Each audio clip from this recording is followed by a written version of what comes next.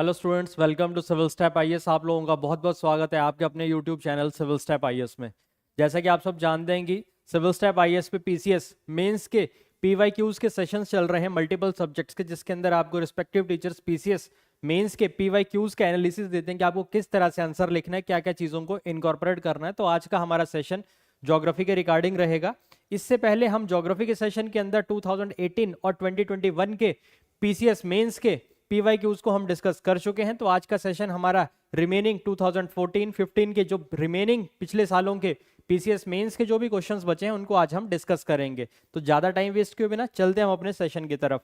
तो इसके साथ मैं आपको एक और चीज़ बताना चाहूँगा कि जो हमारा आज का ये जो सेशन रहने वाला है ये 3 की पॉइंट एजेंडा पे ही रहेगा, जिसके अंदर सबसे पहले हम कीवर्ड को जानेंगे कि क्या कीवर्ड है, उससे हमें डायरेक्टिव का पता चलेगा कि हमसे क्या पूछा जा रहा है।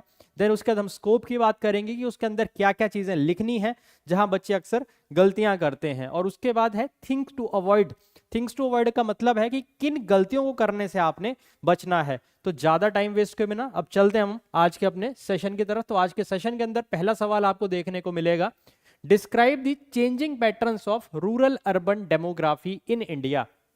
अब जैसे ये सवाल है तो यहां पे सबसे पहले हमें जानना पड़ेगा कीवर्ड को। तो यहां पे जो हमारे पास कीवर्ड है वो है डिस्क्राइब। तो अब यहां से जब हम डिस्क्राइब को जानेंगे कि डिस्क्राइब का मतलब क्या है और किस तरह से यहां पे जो रूरल अर्बन डेमोग्राफी है भारत के अंदर वो किस पैटर्न पे या किस तरह से आपको चेंज देखने को मिल रहा है, तो उन सब चीजों को अब हम यहां पे जानेंगे। तो सबसे पहले डिस्क्राइब और जो चेंजिंग पैटर्न आपको यहां देखने को मिल रहे हैं डिस्क्राइब के साथ, ये जो चेंजिंग पैटर्न लिखा गया है तो इन्हीं को अब हमने समझना है पहले, इन्हीं कीवर्ड को। डिस्क्राइब का सीधा सीधा मतलब है कि आपको एक फैक्चुअल डिटेल्ड अकाउंट बताना है कि किस तरह से ये जो शिफ्ट है ये अकर हो रहा है। और चेंजिंग पैटर्न का स्पेसिफिकली आपका फोकस रहेगा किस पे, कि जो भी डायनामिक नेचर है आपके पॉपुलेशन की वो किस तरह से उसका मूवमेंट हो रहा है और किस तरह से उसका डिस्ट्रीब्यूशन हो रहा है समय के साथ भारत में। और इसके साथ आपको यहां पे आप बताएंगे कि किस तरह से आपको ट्रांजिशन देखने को मिल रहा है rural society to more urbanised one, जिसके अंदर आप बताएंगे क्या रीसेंट ट्रेंड्स आपको देखने को मिल रहे हैं, क्या की फैक्टर्स या की ड्रिवन फैक्टर्स हैं, क्या यहाँ पे कैरेक्टरिस्टिक्स हैं इस डेमोग्राफिक शिफ्ट की। इसके साथ कुछ आप यूजफुल डेटा पॉइंट्स का यूज करेंगे, क्वालिटेटिव डिस्क्रिप्शंस का यूज करेंगे, जो आप बताएंगे कि किस तरह से चेंज आपको रीसेंट डिकेड्स के अंदर देखने को मिला, जिसके अंदर आप सेंसस डेटा को यूज करेंगे 2001 से 2011 का जो सेंसस डेटा को आप कंपेयर करेंगे। और देन उसके बाद जो भी प्रोजेक्टेड ट्रेंड्स हैं उनको आपने यहाँ पे लिखना है। तो ये है आपका दैट इज योर कीवर्ड की क्या क्या इसके अंदर चीजें रहने वाली हैं। अब इसके बाद अगर हम बात करें स्कोप की कि क्या क्या चीजें आपने इसके अंदर ऐड ऑन करें, जिसके अंदर आप रेट ऑफ अर्बनाइजेशन को बताओगे, उनकी परसेंटेज को मेंशन करोगे, ओवरऑल ट्रेंड की हम यहां बात करेंगे। देन क्या फैक्टर्स हैं इस चेंज के, जिसके अंदर हम पुश और पुल फैक्टर्स की बात करेंगे, जिसमें पुश फैक्टर के अंदर आपकी rural poverty, lack of jobs, agriculture distress आएगा। पुल फैक्टर्स के अंदर better employment opportunities, education, health care और जो सिटीज के अंदर आपको इंफ्रास्ट्रक्चर देखने को मिलता है। इसके बाद अगर हम बात करें यहां पे हम टाइप्स ऑफ माइग्रेशन की बात करेंगे। आप यहां पे बात होगी कि परमानेंट माइग्रेशन हो रहा है सिटीज की तरफ या टेम्परेरी या सर्कुलर माइग्रेशन है, जो कि सिग्निफिकेंट आपको भारत के अंदर देखने को मिलता है। देन सब अर्बनाइजेशन और पेरी अर्बन ग्रोथ की हम बात करेंगे कि जहां पे अगर हम बात करें कि जहां पे फ्रिंजेस पे आप देखेंगे कि लोग वहां पे ज्यादा रह रहे हैं मेजर सिटीज के पास, और ये जो फीचर है ये जनरली हम ओवरलुक कर देते हैं। तो ये सब चीजें हैं जो आपने यहाँ पे ऐड ऑन करनी है।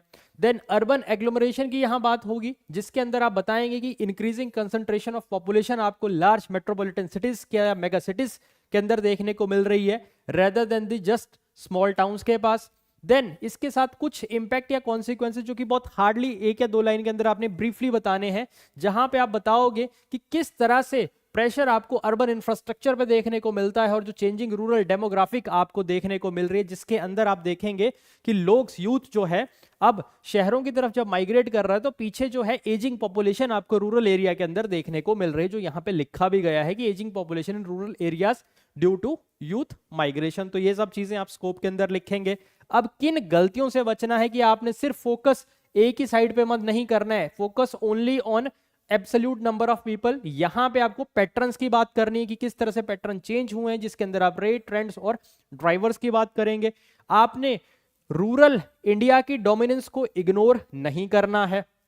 क्यों? क्योंकि अर्बनाइजेशन एक चेंजिंग पैटर्न बेशक है, बट इंडिया अभी भी प्रीडोमिनेंटली रूरल कंट्री है, तो इस कंटेक्स्ट को आपने प्रॉपरली एड्रेस करना है। वेग जनरलाइजेशन से बचना है, अपने स्पेसिफिक टर्म्स का यूज करना है। Mega cities, peri urban corridors, circular migration, जो भी रेफर करोगे आप सेंसस डेटा के ट्रेंड के साथ। देन आपने मिक्स नहीं करना है रूरल और अर्बन डेफिनेशन को, कि रूरल एरिया क्या है और अर्बन एरिया क्या है। और एक प्रॉपर स्ट्रक्चरिंग की यहाँ पे बात होगी कि आपने स्ट्रक्चर आपका प्रॉपर होना चाहिए, जिसके अंदर आप प्रॉपर फ्लो मैनर के अंदर आप चीजें लिखोगे, क्या स्पेसिफिक उसके ड्राइवर्स हैं और उसके साथ क्या उसके एसोसिएटेड कॉन्सिक्वेंसेस। तो ये सब चीजें हैं जो इस पूरे क्वेश्चन की आपकी स्ट्रक्चरिंग को तैयार करेंगे, फ्रॉम योर डिस्क्रिप्शन या कीवर्ड से लेके देन स्कोप और थिंग्स टू अवॉइड तक। तो आई होप यहां तक आपको चीज समझ आ गई होगी। अब इसके बाद हम इसकी ओवरऑल स्ट्रक्चरिंग की अगर हम बात करेंगे, तो आप इंट्रो में बताएंगे कि इंडिया जो है इस टाइम पे अंडरगो कर रहा है एक significant gradual demographic transition as its population shift from rural to urban areas. अब इसके बाद कुछ ओवरऑल ट्रेंड्स की हम यहां बात कर लेंगे, क्या क्या ओवरऑल ट्रेंड हमें देखने को मिलते हैं, जिसमें हम ग्रेजुअल अर्बनाइजेशन की बात करेंगे, जिसके अंदर आप डेटा के कोट करोगे according to census 2011 of India, जिसके अंदर आप बताओगे कि अर्बन पॉपुलेशन स्टूड रफली एट 31.2% अप फ्रॉम 27.8% इन 2001।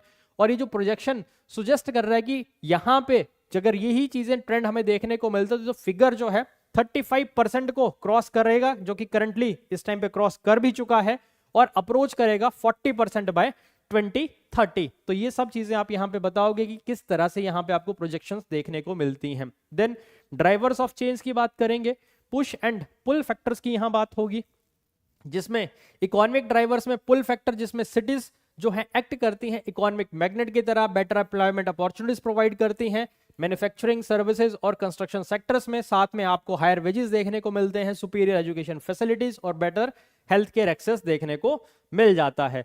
वहीं अगर हम रूरल डिस्ट्रेस की बात करें, जो पुश फैक्टर है, जहां पे आप देखेंगे कि जो ये फैक्टर्स हैं जो पुश कर रहे हैं लोगों को रूरल एरिया से, जिसके अंदर हम एग्रीकल्चर डिस्ट्रेस की बात करते हैं, lack of non farm employment opportunities, declining land hold sizes, lack of basic communities जैसे कि इलेक्ट्रिसिटी है, सैनिटेशन है, वाटर सप्लाई हो गया इन मेनी रिमोट एरियाज। तो ये सब आपके ड्राइवर्स ऑफ चेंज या पुश और पुल फैक्टर्स की। और उसके बाद अगर हम शिफ्ट इन माइग्रेशन पैटर्न की बात करें, तो यहां पे आपको क्या चीज देखने को मिलेगी, dominance of rural urban migration देखने को मिल जाएगा, ये काफी मेजर फैक्टर है। देन इसके बाद राइज ऑफ टेम्परेरी या सर्कुलर माइग्रेशन, किस तरह से इंडिया के अंदर कुछ एक नोटेबल ट्रेंड भी देखने को मिला है, जिसके अंदर इंक्रीज इन सर्कुलर माइग्रेशन देखने को मिला, जहां पे इंडिविजुअल्स मूव कर जाते हैं सिटीज की तरफ फॉर काम के लिए ड्यूरिंग दी जब लीन एग्रीकल्चर सीजन आपको देखने को मिलता है, और दोबारा से रिटर्न कर लेते हैं अपने विलेजेस में जब सिचुएशन नॉर्मलाइज हो जाएगी, जब आपका ये जो लीन एग्रीकल्चर सीजन है ये निकल जाएगा। तो ये जो पॉपुलेशन है ये ऑफनली इनविजिबल देखने को मिलेगी आपके ऑफिशियल सेंसस डेटा में ऑन परमानेंट माइग्रेशन, बट ये एक मैसिव और सर्कुलेटिंग डेमोग्राफी में बहुत बड़ा रोल प्ले करते हैं। इसके बाद हम स्किल्ड और अनस्किल्ड लेबर की बात करेंगे। जब मैं स्किल्ड और अनस्किल्ड लेबर की बात करूंगा, तो इस टाइम पे एक ग्रोइंग माइग्रेशन आपको देखने को मिलेगा, दोनों में। कहां? लो स्किल्ड लेबरर्स जो कि इनफॉर्मल सेक्टर में जॉब्स की तरफ देखेंगे, जो हाईली स्किल्ड प्रोफेशनल्स होंगे वो metropolitan areas for specialised employment की तरफ आपको देखने को चीजें मिल जाएंगी यहां पे। देन उसके बाद अगर मैं बात करूंगा कंसंट्रेशन इन मेगा सिटीज और पेरी अर्बन ग्रोथ की अगर हम बात करें, जिसके अंदर हम देखने को मिलेगा अर्बन एग्लोमरेशन, और जो पैटर्न है यूनिफॉर्म आपको सभी अर्बन सेंटर्स में नहीं देखने को मिलता है, जिसमें कि मच ऑफ दी आपके अर्बन ग्रोथ जो है कंसंट्रेटेड रहती है लार्ज क्लास 1 सिटीज में और मेट्रोपॉलिटन एरियाज में, जिसमें दिल्ली एनसीआर, मुंबई, बेंगलुरु, चेन्नई और कोलकाता आपको देखने को मिल जाते हैं। ये जो मेगा सिटीज हैं ये एक्सपेंड कर रही हैं बहुत स्पीड पे, और एक वास्ट अर्बन एग्लोमरेशन आपको देखने को मिल रहा है यहाँ पे। उसके बाद अगर हम बात करें यहाँ पे पेरी अर्बन कॉरिडोर्स देखने को मिलेंगे, जो कि क्रूशियल है। Emerging pattern is the rapid growth of areas just outside city, जो कि आपको वह साइड में देखने को मिल जाएंगे। ये जोन्स ऑफनली लैक करते हैं प्लान्ड इंफ्रास्ट्रक्चर, क्योंकि सिटी के फ्रिंजेस पे जब आपको ये चीजें देखने को मिलेंगी, तो आपको ऑब्वियस ही बात है ये जो रीजन्स हैं, ये जोन्स हैं, यहां पे अनप्लान्ड इंफ्रास्ट्रक्चर देखने को मिलता है, और बट स्टिल यहां पे एब्जॉर्ब ये वाले रीजन्स हैं, वो ज्यादा जितने भी माइग्रेंट्स हैं वो आपको यहीं देखने को मिलेंगे, जो कि affordable housing, proximity to urban jobs, जो कि कॉम्प्लेक्स गवर्नेंस चैलेंज भी बनाते हैं। तो ये सब चीजें आप यहां पे इसमें ऐड ऑन करेंगे। देन चेंजिंग रूरल डेमोग्राफी की जब हम बात करेंगे, तो ये सबको पता है कि यहाँ पे रूरल एरियाज के अंदर डेमोग्राफिक शिफ्ट कॉमनली देखने को मिल रहा है, जिसमें कि माइग्रेशन ऑफ यूथ, ये जो वर्किंग एज मेल्स हैं वो ऑफनली often leads to aging rural population with higher proportion of elderly people and women managing rural economies and households. अब पीछे कौन रह गए? पीछे जो बुजुर्ग लोग हैं वो रह गए हैं. तो ऑब्वियस सी बात है कि जब यूथ यहां से माइग्रेट कर रहा है तो पीछे एक एल्डरली जो पॉपुलेशन है वो आपको देखने को मिलेगी, एजिंग पॉपुलेशन. साथ में अब वुमेन्स रह जाएंगी जो कि वहां पे विलेजेस के अंदर इकोनॉमी या हाउस होल्ड एक्टिविटीज में आपको इन्वॉल्व होते हुए देखने को मिल जाती हैं. तो अब अगर हम बात करें जो changing rural urban demography India के अंदर आपको देखने को मिलती है, इसके अंदर मल्टीपल प्रोसेसेस आपको देखने को मिलते हैं, जहां पे आपको एक स्टडी राइज इन अर्बनाइजेशन देखने को मिलेगा जो कि इकोनॉमिक नेसेसिटी के द्वारा ड्रिवन है और अपॉर्चुनिटी के द्वारा ड्रिवन है. बट ये पैटर्न एक कॉम्प्लेक्स और इसके अंदर इन्वॉल्व है मास माइग्रेशन जो कि एस्टेब्लिश्ड हो चुके हैं मेगा सिटीज में. रैपिड पेरी अर्बन ग्रोथ देखने को मिल जाएगी और significant amount of circular migration देखने को मिलता है जो कि फंडामेंटली रीशेप कर रहा है both urban and the rural landscape of the nation. तो यही सब चीजें हैं जो अब हम यहाँ पे बात कर रहे थे. तो आई होप यहाँ तक आपको चीजें क्लियर हो गई होंगी क्या क्या हमने पॉइंट्स को एड ऑन करना है यहाँ पे. तो अब चलते हैं अब हम अगले क्वेश्चन की तरफ. तो अगला क्वेश्चन आपको देखने को मिलेगा right short note on the following. अब यहां पे आपसे शॉर्ट नोट पूछा गया है. इसके दो डिफरेंट पार्ट्स हैं जिसके अंदर बात हुई है what is specific ring of fire and why does it have the name. इसके बाद इसी का सब पार्ट आपको बी पार्ट जो देखने को मिलता है इसी क्वेश्चन के अंदर, then discuss the El Nino pattern, how it differs from the normal pattern and how it impacts weather. तो सबसे पहले हम पहले पार्ट की तरफ चलेंगे, ए पार्ट की तरफ, जहां पे पूछ रहा है कि what is specific ring of fire and why does it have that name. तो उसका नाम क्यों है, पहली बात कि उसने पूछा यहां पे कि पैसिफिक रिंग ऑफ फायर क्या है और क्यों उसका ये नाम पड़ा है. तो अब इसी क्वेश्चन को हम डिस्क्राइब करेंगे यहां पे. अगेन वही सेम आइडियोलॉजी पे कि पहले कीवर्ड, तो यहां पे कुछ इंपॉर्टेंट कीवर्ड हैं जिसमें कि व्हाट आएगा और आपका व्हाई आएगा. तो अब चलते हैं इस क्वेश्चन के एनालिसिस की तरफ. तो यहां पे टू पार्ट के अंदर आपको एक्सप्लेनेशन देखने को मिलेगी. सबसे पहले आप डिफाइन करोगे geographical feature region known as specific ring of fire, और जो सेकंड पार्ट है उसके अंदर आप एक्सप्लेन करोगे स्पेसिफिक जियोलॉजिकल रीजन्स की हम बात करेंगे, यहां पे रीजन्स की बात करेंगे जो इस एक्टिविटी और इस नोमेनक्लेचर के लिए रिस्पॉन्सिबल है. और जब शॉर्ट नोट कहा गया है तो आपको बिल्कुल ब्रीफली और एक्यूरेटली यहां पे की ज्योग्राफिकल टर्मिनोलॉजी को एड ऑन करना है. इसके बाद जब हम बात करेंगे स्कोप की, तो स्कोप के अंदर आप ज्योग्राफिकल एक्सटेंट की बात करोगे जहां पे आप वास्ट एरिया को कवर अप करोगे जो कि पैसिफिक ओशन के बेसिन के अंदर लगेगा, जिसके अंदर आपका Asia, north America, south America आपको देखने को मिल जाते हैं. इसके बाद जियोलॉजिकल बेसिस की बात होगी जहां पे आप टेक्टोनिक प्लेट बाउंड्रीज की बात करोगे, खास करके सबडक्शन जोन की आप बात करोगे जो कि एक बहुत बड़ा फैक्टर है इस पूरे पैसिफिक रिंग ऑफ फायर के अंदर. देन हाई एक्टिविटी स्टैटिस्टिक्स की बात होगी जिसके अंदर आप मेंशन करोगे परसेंटेज ऑफ वर्ल्ड अर्थक्वेक और वॉल्केनोज, जिसके अंदर 75% वॉल्केनो, 90% ऑफ द अर्थक्वेक आपको यहीं देखने को मिलते हैं. इसके बाद इसका ओरिजिन ऑफ द नेम, इसका रिंग ऑफ फायर, इसका नाम क्यों पड़ा, जिसमें आप एक्सप्लिसिटली लिंक करोगे इंटेंस वॉल्केनिक एक्टिविटी को फायर के साथ और circular ring shape of the basin boundary को. देन कुछ स्पेसिफिक एग्जांपल्स का बात करोगे जो ब्रीफली बताओगे और मेंशन करोगे की लोकेशन जिसमें जापान, एंडीज, कैस्केड्स, जो कि इस एक्सप्लेनेशन को पूरी तरह से जस्टिफाई करेंगे. अब किन चीजों से आपने यहां बचना है, सिर्फ एक साइड पैसिफिक ओशन की नहीं बतानी है, ये चीज से आप क्लियरली बचोगे. देन इसके बाद आप बात करोगे यहां पे इग्नोर दी सबडक्शन प्रोसेस, क्योंकि सबडक्शन प्रोसेस ही वो प्रोसेस है जिस वजह से आपको यहां पे वोल्केनिक एक्टिविटीज देखने को मिलती हैं. तो इस प्रोसेस को आपने इग्नोर नहीं करना है. आपने प्लेट बाउंड्रीज को मिक्स नहीं करना है कि कहां पे कन्वर्जेंट है, कहां पे डाइवर्जेंट है, कहां पे ट्रांसफॉर्म है, तो आप उस चीज से भी बचोगे.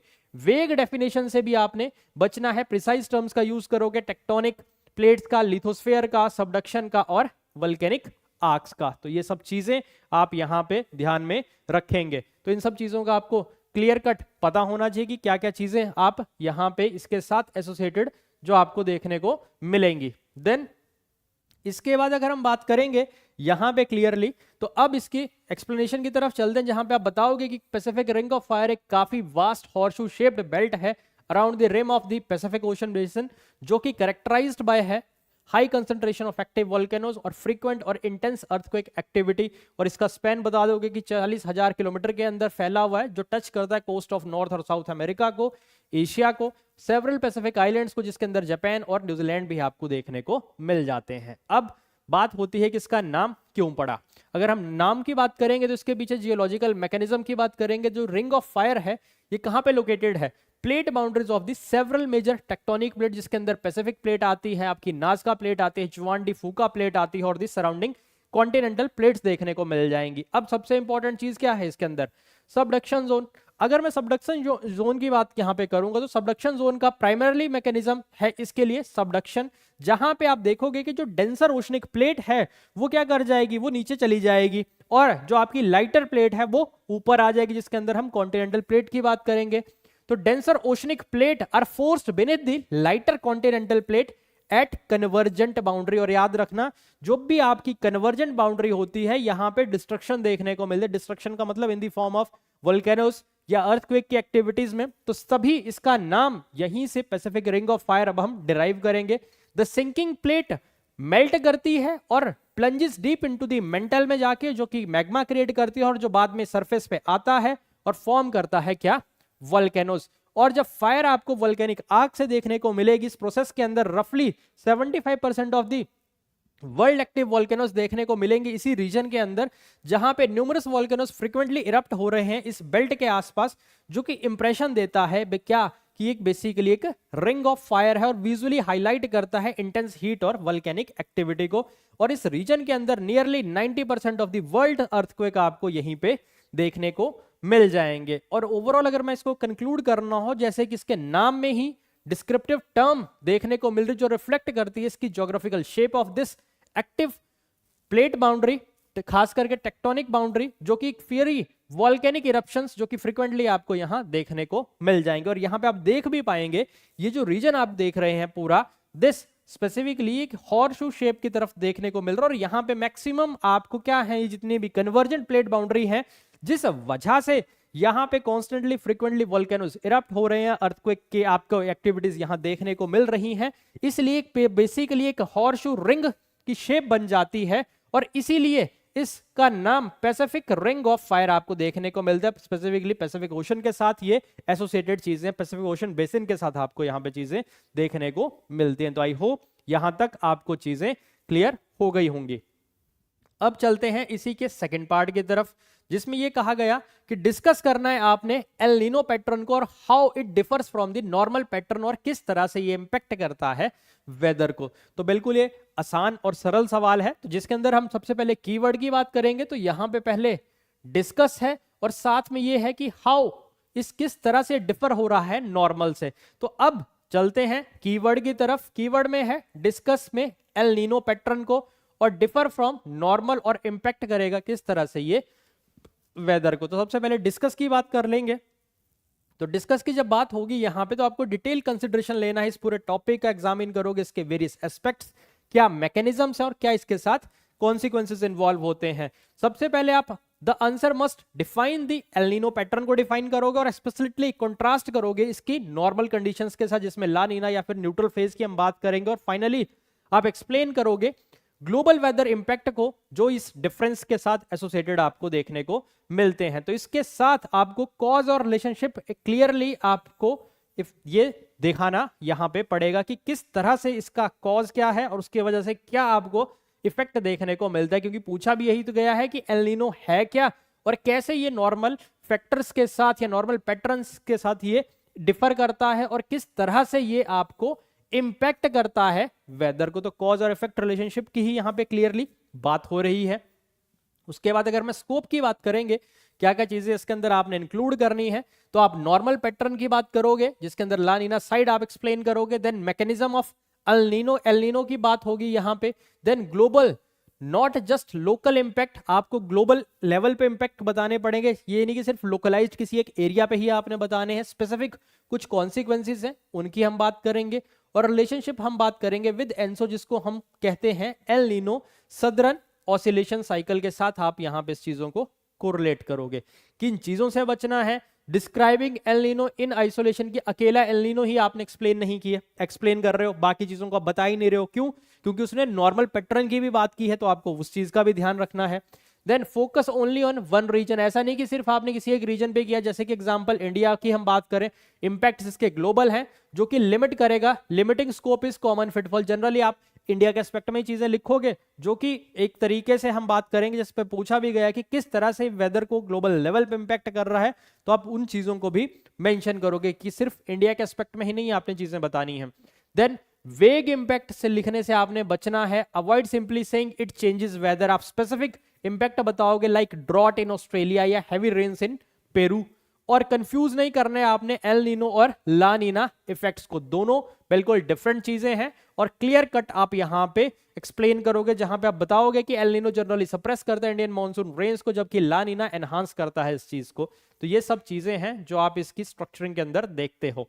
अब इसकी एक्सप्लेनेशन की अगर हम बात करें तो एल नीनो बेसिकली एक वार्म फेज है, एल नीनो सदर्न ऑसिलेशन जिसको हम एनसो बोलते हैं, जो कि क्लाइमेट पैटर्न है जिसके अंदर इन्वॉल्व आपको देखने को मिलेंगे साइक्लिक वार्मिंग होती है सेंट्रल और ईस्टर्न ट्रॉपिकल पैसिफिक ओशंस की, और ये फेनोमेना आपको फंडामेंटली अल्टर करता है ग्लोबल वेदर सिस्टम को by changing the distribution of warm ocean water और एटमॉस्फेरिक प्रेशर को। अब यहां पे ये तो एक बेसिक इंट्रोडक्शन के अंदर चीजें देखने को मिलती हैं। अब हम यहां बात करेंगे normal versus L Nino pattern की, तो जिसमें अगर हम नॉर्मल कंडीशन की यहां बात करें तो आपको ट्रेड विंड्स देखने को मिलेंगी स्ट्रॉन्ग ईस्ट टू वेस्ट, जबकि एल नीनो कंडीशन में ये वीकन या रिवर्स होती हुई देखने को मिल जाएंगी।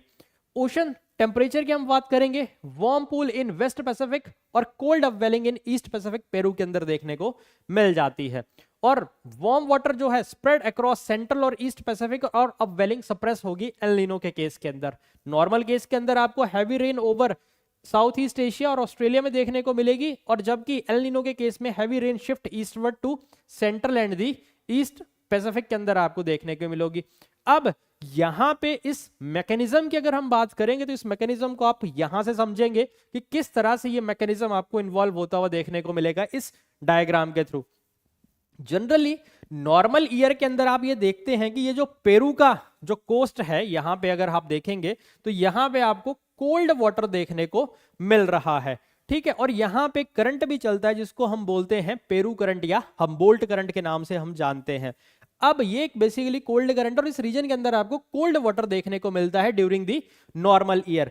अब एल नीनो ईयर के अंदर या एल नीनो मैकेनिज्म की जो हम ऊपर बात कर रहे थे, तो होगा क्या यहां पे आपको कि यहां पे आपको एक चीज देखने को मिलेगी कि ये जो कोल्ड वाटर है ये अब रिप्लेस हो जाएगा धीरे धीरे किससे, वार्म वाटर के साथ, और इसी कंडीशन को हम क्या बोल देते हैं, एल नीनो बोल देते हैं। और जब ये कंडीशन होगी तो आपको वर्ल्ड के अंदर डिफरेंट रीजन्स के अंदर आपको इसके डिफरेंट इंपैक्ट देखने को मिलेंगे, और जिस तरह से आप ये बात करेंगे तो इस साउथ अमेरिका के इस वेस्टर्न कोस्ट के ऊपर आपको बारिश देखने को मिल जाएगी, और इंडिया के अंदर आपको ड्रॉट जैसी कंडीशंस देखने को मिलेंगी। तो ये सब चीजें हैं जो इस तरह से आपको जो नॉर्मल केस और एल नीनो ईयर के अंदर आपको चीजें देखने को मिलती हैं, जहां पे एल नीनो ईयर के अंदर आपको वीकर विंड्स देखने को मिलती हैं जो मूव्स वार्म वाटर करेंगी ईस्ट इस तरफ को।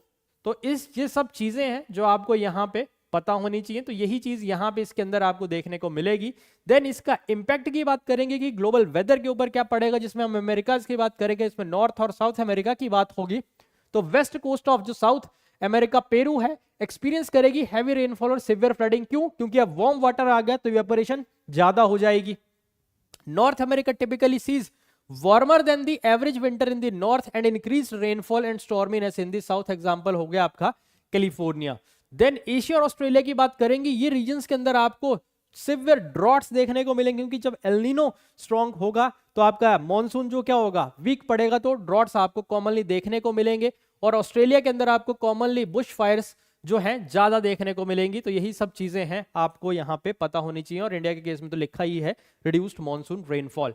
इसके बाद अगर हम बात करें अफ्रीका के अंदर, तो अफ्रीका में जो पार्ट ऑफ ईस्ट अफ्रीका है वो एक्सपीरियंस करेगा अबव एवरेज रेनफॉल और flooding, while southern Africa often faces the drought conditions. इसके बाद अगर हम बात करेंगे ग्लोबल टेम्परेचर की, तो El Nino years typically correlate करते हैं warm global average surface temperature due to massive release of heat from the central Pacific Ocean into the atmosphere. तो ओवरऑल ग्लोबल लेवल पे भी आपको ज्यादा टेम्परेचर आपको देखने को मिल जाएगा। तो यही सब चीजें हैं जो आप यहां पे डिस्कस करेंगे। देन अगर आपको सम अप की बात होगी तो एल नीनो एक पावरफुल नेचुरल क्लाइमेट ड्राइवर है जो रीडिस्ट्रीब्यूट करता है हीट और moisture across the globe, disrupting the normal Pacific Ocean के डायनामिक्स को, और एक तरीके से क्रिटिकल पैटर्न है for predicting seasonal weather anomalies world wide. तो यही सब चीजों के साथ आप इस चीज को सम अप कर देंगे। तो आई होप यहां तक आपको चीजें क्लियर हो गई होंगी कि किन किन पॉइंट्स को हमने यहां पे ऐड ऑन करना है। अब चलते हैं अगले क्वेश्चन की तरफ। अब अगला क्वेश्चन है explain the primary and secondary causes of earthquakes in India. तो पहली बात वो एक्सप्लेन पूछ रहा है, आपको किस चीज को एक्सप्लेन करना है यहाँ पे, प्राइमरी और सेकेंडरी कॉजेज क्या है अर्थक्वेक के भारत में। Why the intense earthquake occur mainly in Himalayan region and the Andaman region. अब इसको आप दोबारा से यहाँ पे एक्सप्लेन। अब ओवरऑल अगर हम बात करें तो एक्सप्लेन और वाई ही यहाँ पे कीवर्ड है, और इन्हीं चीजों को अब हमने एक्सप्लेन करना है यहाँ पे। तो अब सबसे पहले अगर हम एक्सप्लेन एंड वाई की बात करेंगे, तो जब एक्सप्लेन की बात होगी तो क्लियरली आप मेंशन करोगे क्या कॉजेज हैं, reason behind the earthquake occurrence in India में। देन इसके बाद सबसे पहले आप फर्स्ट पार्ट के अंदर आइडेंटिफाई करोगे प्राइमरी और सेकेंडरी कॉजेज नेशनली इंडिया के अंदर, और सेकंड पार्ट के अंदर आप स्पेसिफिक रीजंस बताओगे कि क्यों हाई इंटेंसिटी आपको हिमालयन और अंडमान रीजन के अंदर देखने को मिलती है। इसके अंदर आप कंप्लीट एनालिटिकल लिंक करोगे जियोलॉजिकल फिनोमेना को, प्लेट टेक्टोनिक्स को, इस पूरी सिस्मिक एक्टिविटी को एक्सप्लेन करने के लिए। तो ये सब चीजें कीवर्ड के अंदर। देन स्कोप की बात करेंगे, जो प्राइमरी कॉज है प्लेट टेक्टोनिक्स का, जिसमें आप इंडो ऑस्ट्रेलियन प्लेट का कोलिजन बताओगे यूरेशियन प्लेट के साथ, तो ये सबसे important factor. Then secondary causes के अंदर आप इंड्यूस्ड सिस्मिसिटी, जिसमें डैम्स, रिजर्वायर्स, आइसोस्टैटिक एडजस्टमेंट या फॉल्ट मूवमेंट की यहां पे बात होगी, जिसके अंदर आप स्टेबल क्रैटन जो कि कॉमन लेस फिनोमेना आपको देखने को मिलता है। स्पेसिफिक फोकस रखोगे आप हिमालयस के अंदर, जिसके अंदर आप ऑनगोइंग कॉन्टिनेंटल कोलिजन की बात होगी, और मेजर थ्रस्ट फॉल्ट्स की हम बात करेंगे। देन स्पेसिफिक फोकस रखोगे आप अंडमान का, क्योंकि अंडमान के ऊपर चीजें आपको पूछी हैं, जिसके अंदर आप ocean continental subduction zone, Indo Burman arc की हम यहां बात करेंगे, जो कि एसोसिएटेड है ट्रेंच और वोल्केनिक एक्टिविटी से, और सिस्मिक जोनेशन की बात करोगे कि कौन से जोन के अंदर आपको ये चीजें देखने को मिलती हैं, जहां पे इंडिया की क्लासिफिकेशन डिफरेंट सिस्मिक जोन्स के अंदर की, और हाईलाइट करोगे स्पेटियल वेरिएशन इन इंटेंसिटी। किन चीजों से आप यहां पे बचना है, जिसमें आप इग्नोर नहीं करोगे अंडमान रीजन को, क्योंकि वो पूछा गया है। वेग जियोलॉजिकल टर्म्स आप यूज नहीं करोगे, प्रिसाइज टर्म्स यूज करोगे, जैसे subduction, thrust faults, convergent boundary, craton या isostatic adjustment. Focus only on human causes, ऐसा नहीं कि आपने सिर्फ ह्यूमन कॉजेज पे ही आपने फोकस किया, ये बेशक इंपॉर्टेंट है, पर प्राइमरी कॉज क्या है, टेक्टोनिक है, जो कि पूछा भी गया है आपसे, तो उस पर ज्यादा फोकस रहना है आपका। और स्ट्रक्चरिंग की अगर हम बात करें, तो जिस तरह से सबसे पहले पूछा गया कि नेशनलिटी के एस्पेक्ट में, देन अंडमान निकोबार के एस्पेक्ट में, तो आप क्लियरली उसको ऑर्गेनाइज्ड वे में एड्रेस करोगे, नेशनल कॉजेज को फर्स्ट, देन रीजनल स्पेसिफिक जो पूछा गया है आपसे वो, और इसको एक तरीके से डिस्कस नहीं करना है, इसके आपने कॉन्सिक्वेंसेस भी बताना शुरू कर दिए। इसको आप एक जनरलाइज, इसको डिबेट फॉर्म में ना ले जाके, आप इसको डिबेट फॉर्म में नहीं लेके जाना है, इसको आपने प्योरली लिंक करना है, एस्टेब्लिश की कारण क्यों है यहाँ पे। तो आई होप यहां तक आपको चीजें क्लियर हो गई होंगी, क्या क्या चीजें इसके अंदर हमने करनी है। अब अगर हम यहाँ पे बात करेंगे, तो सबसे पहले आप ब्रीफली एक्सप्लेन करोगे कि अर्थक्वेक इंडिया के अंदर एक प्राइमरली रिजल्ट है, किसकी वजह से, क्योंकि कंट्री का कॉम्प्लेक्स और एक्टिव जियोलॉजिकल सेटिंग है, जो कि आपको सब continent on a highly mobile tectonic plate के ऊपर आपको देखने को मिल जाता है। और यहाँ पे जो intense seismic activity in regions के अंदर, खास करके हिमालयस हो गए, अंडमान निकोबार के अंदर, ये डायरेक्टली लिंक है किसके साथ, मेजर प्लेट बाउंड्री इंटरेक्शन के साथ। तो अब यहाँ पे प्राइमरी कॉजेज की जब हम बात करेंगे, क्या क्या आपको देखने को मिलते हैं, जिसके अंदर हम सबसे पहले बात करेंगे, जो प्राइमरी कॉज है earthquake across India is ongoing collision जो चल रहा है आपका इंडो ऑस्ट्रेलियन प्लेट का with the larger Eurasian plate. और आपने सुना भी होगा कि हिमालयस की हाइट कॉन्टिन्यूसली इंक्रीज कर रही है, उसका कारण भी यही कोलिजन है। Then Indo-Australian plate is constantly moving northward at the rate of about 5 centimeter per year, और यही रेट ऑफ आपका इंक्रीमेंट है हिमालयस का। देन उसके बाद आपको ये जो मूवमेंट है, ये जनरेट करती है इमेंस कंप्रेसिव स्ट्रेस, और एनर्जी बिल्टअप होना शुरू हो जाती है एट द कोलिजन बाउंड्री। और जब ये बिल्टअप स्ट्रेस एक्सीड कर जाता है strength of the rocks along the fault line को, तो रॉक्स रप्चर करती हैं और एनर्जी रिलीज करते हैं in the form of seismic waves, जिसमें अर्थक्वेक एक कॉमन ट्रेंड है। और यही प्रोसेस रिस्पॉन्सिबल होता है majority of this seismic events in India. तो ये इसका प्राइमरी फैक्टर। अब सेकेंडरी फैक्टर की बात करेंगे जिसके अंदर ह्यूमन इंड्यूस्ड सिस्मिसिटी की अगर हम बात करें, जिसमें कि कंस्ट्रक्शन ऑफ लार्ज डैम्स है या रिजर्वॉयर्स है, जैसे कि कोयना डैम की हम बात करते हैं, तो ये सब चीजें हैं। देन आइसोस्टैटिक एडजस्टमेंट की हम यहाँ पे बात करेंगे, जिसके अंदर आप slow rebound of land following the melting of massive ice sheets की वजह से आपको देखने को मिलेगा ड्यूरिंग द लास्ट एज, जो कॉज करता है minor stress in the stable peninsular shield के अंदर। इसके बाद अगर हम बात करेंगे इंट्राप्लेट फॉल्ट मूवमेंट की, जिसके अंदर आपको माइनर ट्रेमर्स फील होते हुए देखने को मिलेंगे with in the stable peninsula Indian shield along the ancient और रिएक्टिवेटेड फॉल्ट लाइंस के पास, जिसके अंदर आप लातूर अर्थक्वेक 1993 की आप यहां बात करेंगे। अब सवाल यह है कि why intense earthquake mainly in the Himalayan और अंडमान रीजन के अंदर आपको क्यों देखने को मिलता है। अगर हम हिमालयन रीजन की बात करेंगे तो ये कॉन्टिनेंटल कन्वर्जेंस जो आप देख रहे हैं इंडियन और यूरेशियन प्लेट की, तो ये हम पहले देख चुके हैं। ये जो रीजन है वर्ल्ड मोस्ट एक्टिव और यंगेस्ट माउंटेन रेंजेस आपको देखने को मिलते हैं, still rising several millimetres per year, तो उसके लिए हम ऑलरेडी डिस्कस कर चुके हैं। और यहाँ पे Indian plate is being thrust under the Eurasian plate along the major fault system, जिसके अंदर आप हम बात करेंगे मेन सेंट्रल थ्रस्ट की, मेन बाउंड्री थ्रस्ट की और हिमालयन फ्रंटल थ्रस्ट की। अब यहाँ पे जो डेप्थ है बिल्कुल शैलो देखने को मिलती है अलोंग दिस थ्रस्ट फॉल्ट्स, जिस वजह से massive amount of accumulated strain energy क्या होती है, रिलीज करती है, जो कि कैपेबल है मैसिव अर्थक्वेक जनरेट करने के लिए, जिनका मैग्नीट्यूड 8 मैग्नीट्यूड से भी ज्यादा आपको देखने को मिल जाएगा। और इस पूरे हिमालयन आर्क को जोन 5 पर अब यहाँ पे बीएएस ने चेंज कर दिया, इसको जोन 6 के अंदर अब डाला गया है ये वाला हिमालयन आर्क सिस्टम, जो कि मोस्ट हैजार्डस एरिया है ग्लोबली। तो ये चीज आप याद रखेंगे, आप डेटा अपडेट कर लेंगे कि अब नई जो कैटेगराइजेशन आई जिसके अंदर जोन 6 भी आ गया है, तो जोन 6 अब सबसे ज्यादा आपका डेंजरस जोन है, जिसके अंदर आपको हिमालयन रीजन्स देखने को मिलते हैं। अब अंडमान रीजन की अगर हम बात करेंगे तो ये वाला हिस्सा क्या है, सबडक्शन जोन है, जहां पे अंडमान निकोबार आइलैंड जो कि पार्ट है इंडो बर्मन आर्क का, ये एक सबडक्शन जोन के अंदर आपको देखने को मिलता है। और यहाँ पे इंडियन प्लेट जो है सबडक्ट कर रही है किसके अंडर, बिनेथ दी बर्मा माइक्रो प्लेट, जो कि पार्ट है किसका, यूरेशियन प्लेट का। और ये जो प्रोसेस है ये क्रिएट करती है डीप ओशनिक ट्रेंचेस, जिसमें कि सुंडा ट्रेंच है और वोल्केनिक आइलैंड आर्क्स आपको देखने को मिलती हैं। और सबडक्शन जोन जनरली किस चीज के लिए जाने जाते हैं, अभी पीछे भी हमने पढ़ा, most powerful earthquake mega thrust events like 2004 की जो इंडियन ओशन के अंदर आपको अर्थक्वेक और सुनामी देखने को मिली। और इसी इंटेंस फ्रिक्शन और massive scale of plate interaction से ये रीजन जो है हाईली वनरेबल बन जाता है सेवियर अर्थक्वेक और उसके साथ एसोसिएटेड सुनामीज के लिए। तो ओवरऑल अगर हम सम अप करें इसको, जो हाई इंटेंस अर्थक्वेक इन हिमालयन और अंडमान रीजन देखने को मिलता है, डायरेक्ट किसका कॉन्सिक्वेंस है, उनकी लोकेशन का, जो कि मेजर और एक्टिव टेक्टोनिक प्लेट बाउंड्रीज पे देखने को मिलते हैं, जहां पे प्लेट्स डायनामिक्स जो हैं कन्वर्ज करते हैं और जनरेट करते हैं highest level of seismic risk आपका इंडिया के अंदर। तो यही सब चीजें हैं जो आपको यहाँ पे पता होनी चाहिए। तो आई होप यहां तक आपको चीजें क्लियर हो गई होंगी। अब अगले सवाल की तरफ अगर हम चलें तो अगला सवाल आपको देखने को मिलेगा, it is generally perceived that cyclones are more prone in east coast of India. और ऐसा माना जाता है, परसीव किया जाता है कि जो साइक्लोन्स हैं वो ज्यादा आपको देखने को मिलते हैं भारत के ईस्ट कोस्ट के ऊपर। अब पूछ क्या रहा है वो, explain the hydrometeorological and physical geographical features responsible for their causes.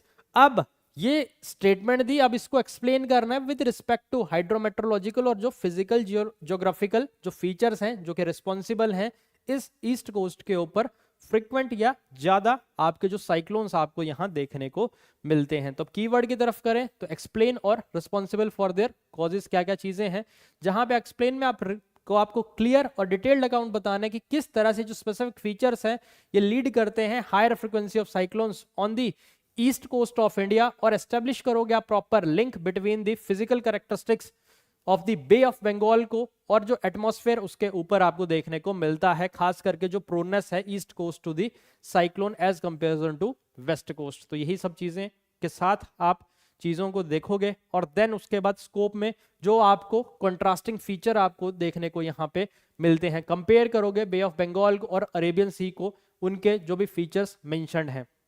Then hydrometeorological factors की अगर हम बात करेंगे, आप फोकस करोगे हाई सी सरफेस टेम्परेचर पे, हायर रेनफॉल पे और lower salinity of the Bay of Bengal के अंदर जो आपको देखने को मिलती है। देन फिजिकल ज्योग्राफिकल फीचर्स की अगर आप बात करेंगे, जो शेप ऑफ कोस्टलाइन है बे और रिवर डेल्टास के पास। देन मॉनसून डायनामिक्स की आप बात करोगे, साउथ वेस्ट और नॉर्थ ईस्ट मॉनसून फेवर करता है बे ऑफ बंगाल को, वो सब चीजें। देन साइक्लोन ट्रैक्स की बात करेंगे, आप यहाँ पे जनरल पाथ ऑफ साइक्लोन्स देखोगे जो वेस्ट टू नॉर्थ वेस्ट देखने को मिलता है आफ्टर फॉर्मेशन। तो ये सब चीजें स्कोप के अंदर, किन चीजों से आपने बचना है, आपने सिर्फ डिस्क्राइब नहीं करना है जनरल साइक्लोन की फॉर्मेशन को, ना आपने इग्नोर करना है वेस्ट कोस्ट अरेबियन सी को, क्योंकि ये एक बहुत बड़ा फैक्टर है जो कि इस स्टेटमेंट को डिफाइन करेगा। देन वेग टर्मिनोलॉजी से आप बचोगे, स्पेसिफिक टर्म्स का यूज करोगे, sea surface temperature anomaly, salinity gradient, funnel shape, monsoon trough को focus only on cyclone season. ऐसा नहीं कि सिर्फ आपने साइक्लोन सीजन में ही आपने इन चीजों को फोकस करके करना है, ये जो रीजंस है ईयर अराउंड आपको देखने को मिलते हैं, क्लाइमेटिक और ज्योग्राफिकल फीचर्स, और प्रॉपरली आप फॉलो करोगे, क्योंकि सबसे पहले 2 सेट्स के अंदर इसको पूछा गया है, तो 2 सेट्स के अंदर ही आपने इसको एक्सप्लेन करना है, इसलिए इसकी स्ट्रक्चरिंग बहुत इंपॉर्टेंट है। तो लैक ऑफ स्ट्रक्चर से आप बचना है आपने। तो यही सब चीजें हैं। तो अब चलते हैं क्वेश्चन की तरफ, एक्सप्लेनेशन की तरफ। ये इट इज जनरली जो पूछा गया, that is it is generally perceived that cyclones are more prone to east coast of India, a perception rooted in the specific hydrological और physiogeographical features जो बनाते हैं बे ऑफ बंगाल को more active cyclone breeding ground than the Arabian sea, जिसके अंदर सबसे पहले हम बात करेंगे हाइड्रोमेट्रोलॉजिकल फैक्टर्स की, जिसका सबसे बड़ा फैक्टर रिस्पॉन्सिबल है ये, that is the higher sea surface temperature. अब क्या है कि जो बे ऑफ बंगाल है कॉन्स्टेंटली रिकॉर्ड करता है हायर सी सरफेस टेम्परेचर जो कि 27 डिग्री सेल्सियस से ज्यादा, और ये बहुत बड़ा मेन प्राइमरी फैक्टर है जहां से आप साइक्लोन की ओरिजिनिंग की हम बात करते हैं, क्योंकि यहीं से मॉइस्चर मिलेगा, यहीं से एक फ्यूल का काम करता है ये। For longer duration of year compare to the Arabian sea, और warm water act as a fuel for tropical cyclone by providing massive amount of latent heat through evaporation. उसके बाद आपको लोअर सैलिनिटी और स्ट्रेटिफिकेशन देखने को मिलेगा, क्योंकि बे of Bengal के अंदर आप देखते हो कि एनॉर्मस फ्रेश वाटर का इन्फ्लक्स ज्यादा देखने को मिलता है, क्योंकि रिवर जैसे गंगा है, ब्रह्मपुत्र है, महानदी है, गोदावरी है, कृष्णा है, ये सारी कहां पे अपना लोड को डिबाउंस कर रही हैं, बे ऑफ बंगाल के अंदर। और ये जो इन्फ्लक्स है फ्रेश वाटर का, ये सैलिनिटी को लोअर करता है और एक स्टेबल लेयर बनाता है वार्म लेस डेंस वाटर की, जो कि एक एफिशिएंट हीटिंग रिजर्वायर का काम करता है, जो प्रमोट करता है साइक्लोजेनेसिस को। और अरेबियन सी ज्यादा सेलाइन है, and it's warm water layer जो है वो टिपिकली क्या है, शैलोअर है, तो इसकी आप बात करेंगे यहाँ पे। देन मॉनसून ट्रफ डायनामिक्स की बात करेंगे। During the peak monsoon season के पास low pressure area form within the monsoon trough over the Bay of Bengal, जो इंटेंसिफाई करता है इन डिप्रेशंस को और साइक्लोन्स को। और अरेबियन सी की conditions are often not conducive, नहीं होती हैं ड्यूरिंग दिस पीरियड, जो कि due to strong vertical wind shear की वजह से, जो कि इंटेंस करता है, इस इंटेंसिफिकेशन को रोकता है या इनहिबिट करता है।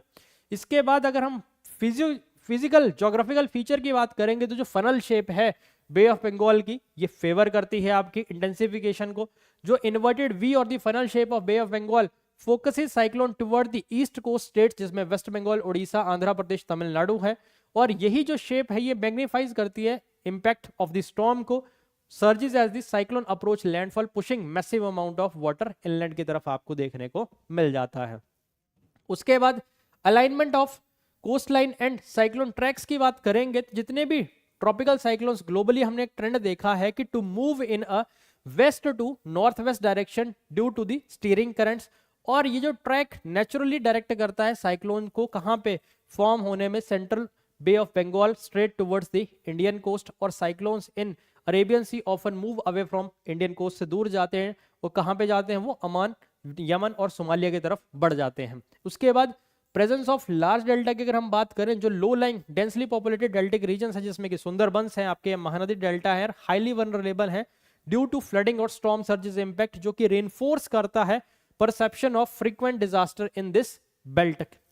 ओवरऑल कंक्लूजन की अगर हम बात करें, तो यहाँ पे आपको कॉम्बिनेशन देखने को मिल जाता है वार्म स्लो सैलिनिटी वाटर का और फेवरेबल एटमॉस्फेरिक डायनामिक्स का, और फनल शेप जो कोस्टलाइन है बे ऑफ बंगाल की, जो कि एक हाईली पोटेंट बेसिन बना देता है फॉर ट्रॉपिकल साइक्लोन्स, जो एक्सप्लेन करता है कि क्यों ईस्ट को सिग्निफिकेंटली मोर प्रोन है to those natural hazards as comparison to its west coast.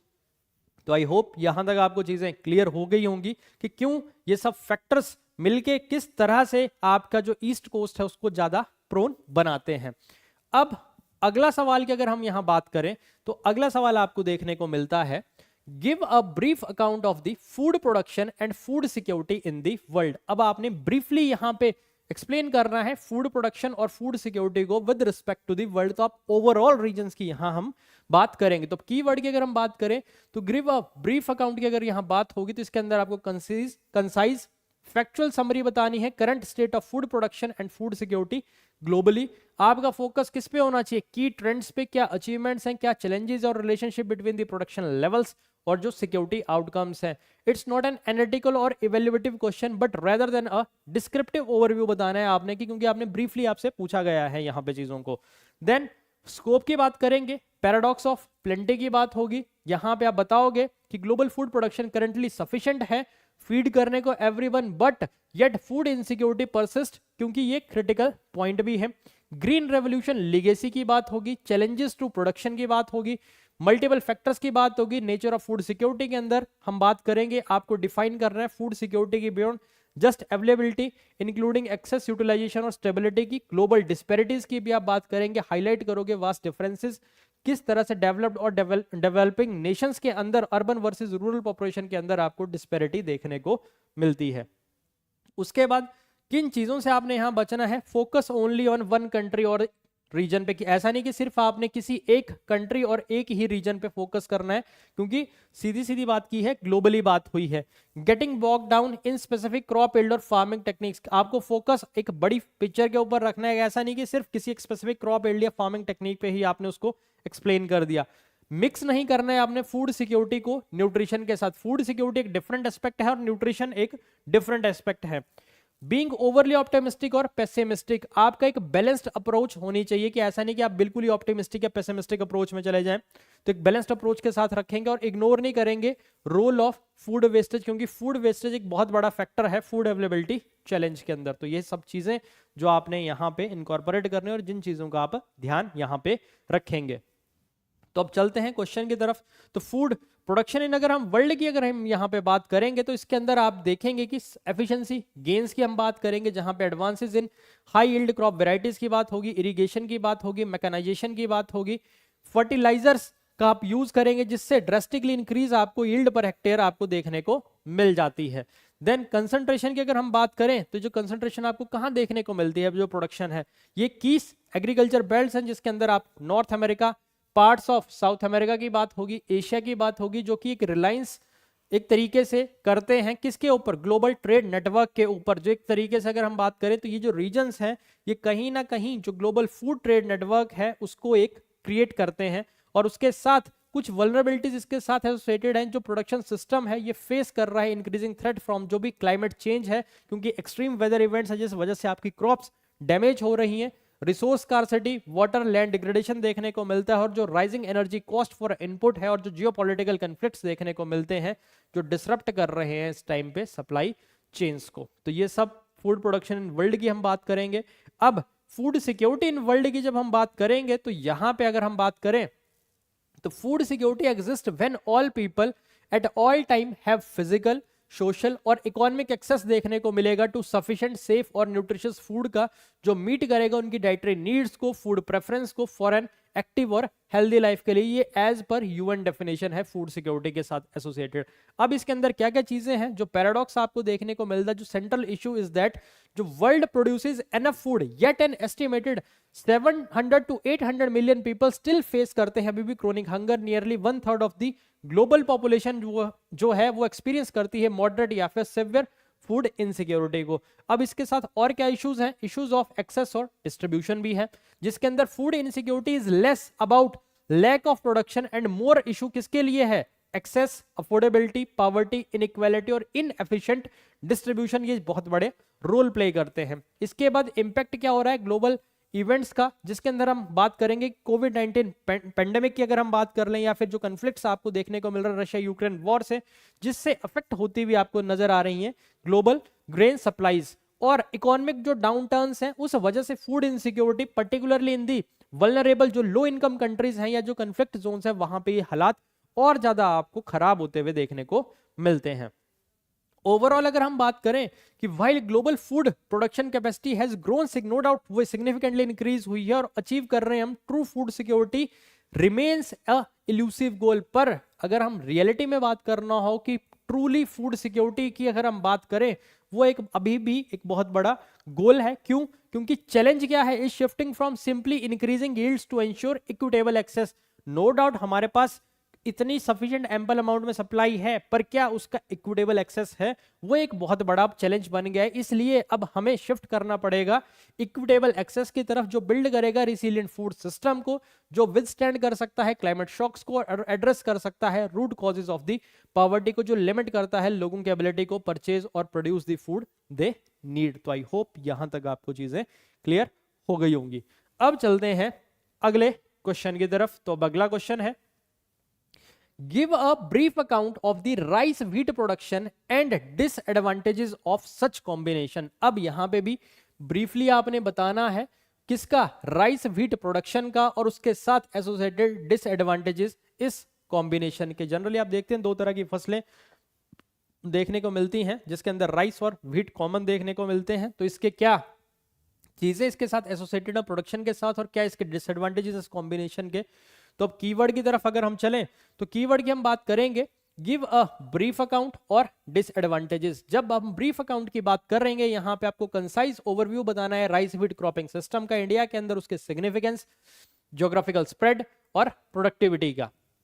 साथ में सेकंड पार्ट के अंदर हम डिसएडवांटेज को डिस्कस करेंगे, जहां पे आप क्रिटिकल असेसमेंट दोगे और हाईलाइट करोगे नेगेटिव एनवायरनमेंट और एग्रीकल्चर कॉन्सिक्वेंसेस को of this specific intensive cropping pattern के। अब यहां पे अगर हम बात करें, तो इसके अंदर अब क्या क्या चीजें स्कोप के अंदर रहेंगी, जहां पे ज्योग्राफिकल इंपॉर्टेंस बताओगे, फोकस करोगे specifically on the Indo Gangetic plains as heartland of this system. Contribution करोगे आप किसका, फूड सिक्योरिटी का बताओगे, खास करके ग्रीन रेवोल्यूशन लेगेसी को एक्नॉलेज करोगे। इसके साथ कुछ की डिसएडवांटेजेस हैं, जिसके अंदर कोर एनवायरमेंटल इश्यूज हैं, वाटर डिप्लेशन है, सॉइल हेल्थ डिक्लाइन है, पेस्ट डिजीज साइकिल्स हैं जो इसको एनकरेजमेंट करते हैं। देन सस्टेनेबिलिटी कंटेक्स्ट में बात करेंगे, इसको इस long term agriculture sustainability challenge जो आपको देखने को मिलता है उसकी यहां बात होगी। और अल्टरनेटिव सिस्टम को आप ब्रीफली डिस्क्राइब करोगे, मेंशन करोगे, need for the crop diversification, जो कि एक सजेस्टेड सॉल्यूशन भी आपको यहां पे देखने को मिलेगा। अब किन चीजों से बचना है कि सिर्फ आपने जनरल एग्रीकल्चर पे ही फोकस नहीं करना है, यहां पे स्पेसिफिक फोकस किस पे है, राइस और व्हीट रोटेशन पे है, और इग्नोर नहीं करोगे आप positive aspect entirely. No doubt acknowledge करोगे initial success of food security before diving into problems. बेशक नो डाउट इससे डिसएडवांटेजेस हैं, पर जब फूड प्रोडक्शन की बात हुई तो वहां पे आपने एक्नॉलेज करना है इसके पॉजिटिव एस्पेक्ट को भी।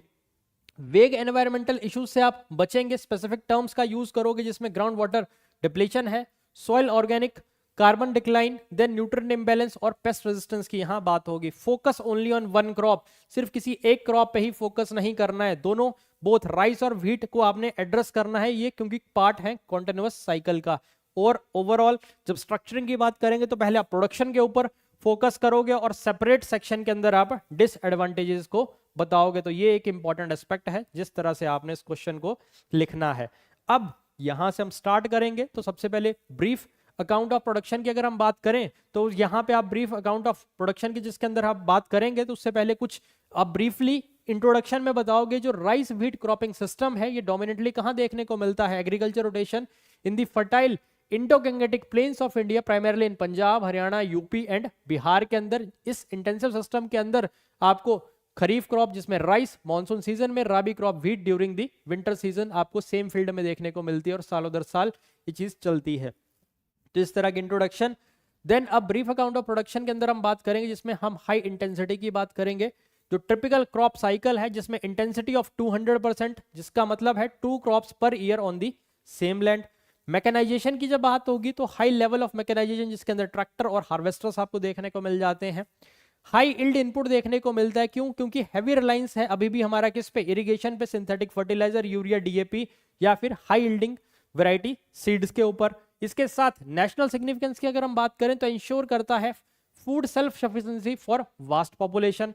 तो ये सब चीजें। देन अब आते हैं डिसएडवांटेजेस की तरफ राइस व्हीट कॉम्बिनेशन के, जिसमें सिवियर ग्राउंड वाटर डिप्लीशन होता है। क्यों, क्योंकि राइस क्या है, वाटर एग्जॉस्टिव क्रॉप है, वाटर बहुत ज्यादा लेती है, तो इसलिए वाटर का क्या होगा, ट्यूबवेल्स लगे हैं, कांस्टेंट नीचे से वाटर आ रहा है, आपकी फील्ड्स में इरिगेट हो रहे हैं, जिस वजह से वाटर टेबल जो है आपका डिक्लाइन कर रहा है।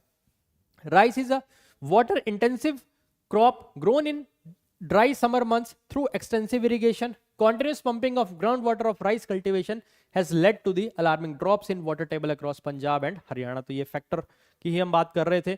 देन सॉइल हेल्थ का डिग्रेडेशन की बात कर रहे हैं, जो intensive nature of the system है, जो डिप्लीट करता है नेचुरल ऑर्गेनिक सॉइल कार्बन को. क्यों? क्योंकि आप कॉन्स्टेंटली आप फर्टिलाइजर डाल रहे हैं और इससे इम्बेलेंस से क्या हो रहा है, आप एनपीके फर्टिलाइजर्स का यूज करोगे जो कि एक माइक्रो न्यूट्रिएंट डेफिशिएंसी को क्रिएट कर देगा, जैसे जिंक, आयरन, एंड रिड्यूस करेगा overall soil fertility and structure को. जनरली अगर हम बात भी करें कि जनरली क्या सिखाया गया, कॉमन ट्रेंड है कि खाद डाल दो आपकी फसल अच्छी हो जाएगी.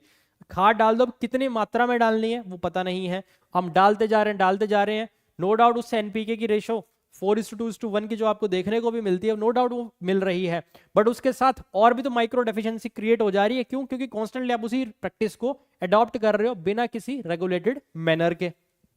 Then pest and disease built up हो जाते हैं. पेस्ट ऑफ किस क्यों? क्योंकि lack of crop rotation allows specific pest, जिसमें कि पार्थेनियम हो गया, वीड है, या वेरियस फंगल डिजीजेस हैं और pathogens adapted to these two crops survive कर जाएंगे.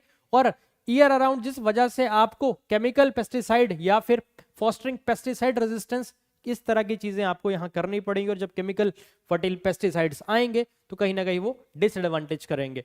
उसके बाद एनवायरमेंटल पोल्यूशन की बात करेंगे तो स्टबल बर्निंग देखने को मिलेगी. जो रैपिड टर्न अराउंड टाइम है required between the harvesting rice और दी सोइंग व्हीट, वो एनकरेज करता है फार्मर्स को कि वो बर्न करें राइस ट्रबल को, जिसको हम बोलते हैं पराली. इससे आपको मैसिव एयर पोल्यूशन के इंसिडेंट देखने को मिलते हैं हर साल, खास करके नदरन इंडिया में, जो यहाँ पे कंट्रीब्यूट करता है सॉइल का न्यूट्रिएंट लॉस को भी. उसके बाद इकोनॉमिक वल्नरेबिलिटी की बात करेंगे, जो अभी भी हमारा हैवी रिलायंस किसके ऊपर है, एक्सटर्नल इनपुट्स के ऊपर है, जिसमें फर्टिलाइजर, पेस्टिसाइड्स, वाटर, इलेक्ट्रिसिटी, जो इंक्रीज करता है कल्टीवेशन कॉस्ट को और फार्मर्स को ज्यादा वल्नरेबल बनाता है मार्केट प्राइस फ्लक्चुएशंस के साथ और एनवायरमेंटल शॉक्स के साथ. ओवरऑल अगर हम समअप की बात करें, जो राइस व्हीट सिस्टम है ये अचीव्ड हो चुका है, सिक्योर्ड फूड सिक्योरिटी टारगेट्स को अचीव कर चुका है, पर इसका जो कॉन्टिन्यूअस इंप्लीमेंटेशन है इसने क्रिएट कर दिया है एक सिग्निफिकेंट एनवायरमेंटल डेप्थ, जो नाउ नेसेसिटेट करता है एक शिफ्ट किस तरफ, क्रॉप डाइवर्सिफिकेशन की तरफ, ज्यादा सस्टेनेबल एग्रीकल्चर प्रैक्टिसेस इन दी इंडो गंगेटिक प्लेन्स की तरफ. तो ये सब चीजें हैं, नो डाउट हमने यहाँ पे सेल्फ सफिशिएंसी ले ली है, बट अब हमें क्रॉप डाइवर्सिफिकेशन की रिक्वायरमेंट है. क्यों? क्योंकि अगर हम सस्टेनेबिलिटी की बात करेंगे तो ये जो साइकिल है ये ज्यादा सस्टेनेबल नहीं है, क्योंकि इसके साथ डिसएडवांटेजेस हमारे बहुत ज्यादा एसोसिएटेड हैं. अब चलते हैं अगले क्वेश्चन की तरफ. अगला क्वेश्चन है, analyze the salient feature of wild plain areas and explain the favorable factors of their occupancy. अब कीवर्ड यहां पे हम बात करें तो एनालाइज करना है क्या, salient feature of the world के जो भी प्लेन एरियाज हैं, और आप क्लियरली एक्सप्लेन करोगे जो भी फेवरेबल फैक्टर्स हैं, क्यों यहां पे आपको ऑक्यूपेंसी देखने को मिलती है. तो अब अगर हम यहां बात करेंगे कीवर्ड की, तो कीवर्ड में पहले है एनालाइज और सेलेंट फीचर और एक्सप्लेन दी फेवरेबल फैक्टर्स. अब अगर मैं एनालाइज की बात करूंगा तो आप यहां पे कोर कैरेक्टरिस्टिक बताओगे वर्ल्ड के प्लेन एरियाज की इनटू की कंपोनेंट्स. सेलेंट फीचर का मतलब है आपके डिमांड जो फोकस होनी चाहिए, मोस्ट इंपॉर्टेंट, डिस्टिंग्विश करोगे आप फिजिकल और इकोनॉमिक कैरेक्टरिस्टिक और explain the favourable factors for their occupancy. यहां पे आप बताओगे कॉज और effect explanation why these areas are densely populated हैं, और लिंक करोगे इसको फिजिकल फीचर से डायरेक्टली टू ह्यूमन सेटलमेंट और इकोनॉमिक एक्टिविटी से. अब अगर मैं स्कोप की बात करूंगा तो स्कोप के अंदर आपको देखने को मिलेंगे ग्लोबल लेवल पे आप एग्जांपल्स की बात करोगे, आप मेंशन करोगे स्पेसिफिक की प्लेन एरिया, जिसमें Indo Gangetic plains, Great Plains of North America, European plains, Nile delta, इस पूरे कंटेक्स्ट को एक्सप्लेन करने के लिए. देन फिजिकल फीचर्स की यहां बात होगी तो फिजिकल फीचर्स में आप फोकस करोगे फ्लैटनेस और जेंटल स्लोप के ऊपर, फर्टाइल एलुवियल सॉइल डिपोजिशन के ऊपर और access to water. Favourable factors में ह्यूमन यूज की हम बात होगी, लिंक करोगे फिजिकल फीचर को ईज ऑफ एग्रीकल्चर से, बिल्डिंग इंफ्रास्ट्रक्चर, ट्रांसपोर्ट सिटीज और कम्युनिकेशन से. इकोनॉमिक एक्टिविटी की बात करोगे तो एम्फेसाइज करोगे रोल ऑफ फूड प्रोडक्शन का, जिसको हम ग्रेनरी ऑफ द वर्ल्ड के नाम से भी जानते हैं, और इंडस्ट्रियल और अर्बन डेवलपमेंट आपको इन्हीं प्लेन एरियाज के अंदर देखने को मिल जाएगी. कुछ एक्सेप्शंस हैं जिनको आपने ब्रीफली बताना है, एक्नॉलेज करोगे not all plains are densely populated, जिसके अंदर हम साइबेरियन प्लेन्स की बात करेंगे जो कि विच आर टू कोल्ड, और लिंक करोगे to climate as a limiting factor. तो ये सब चीजें आप स्कोप के अंदर किन चीजों से आपने बचना है. Writing only on one plane, ऐसा कि सिर्फ इंडो गंगेटिक प्लेन ही, ओवरऑल वर्ल्ड के ऊपर बात हो रही है यहाँ पे. Vague connection between the feature and occupancy से बचोगे, एक्सप्लिसिटली लिंक करोगे fertile soil to agriculture and flat land to transport से।